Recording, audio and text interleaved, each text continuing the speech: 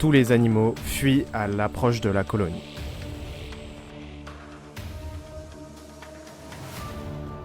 Depuis tout à l'heure, on voit pas mal de fourmis de cette espèce-là qui sont en train de fuir avec le couvain de la colonie. Et on voit aussi malheureusement pas mal d'ouvrières de cette espèce qui sont dans les mandibules des fourmis légionnaires.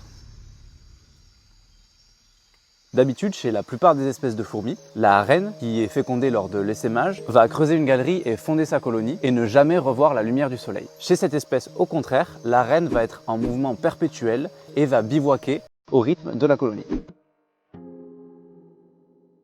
Là, en l'occurrence, on a une colonne de fourmis qui vient de s'arrêter ici, qui a trouvé pas mal de ressources là-bas et qui les ramène au nid. Là, on voit que la colonne, elle s'arrête complètement et qu'il n'y a plus du tout de fourmis là-bas. Toutes les ressources ont été exploitées au bout de la colonne et elles vont revenir progressivement au nid ou alors continuer leur route si elles sont dans une période d'itinérance.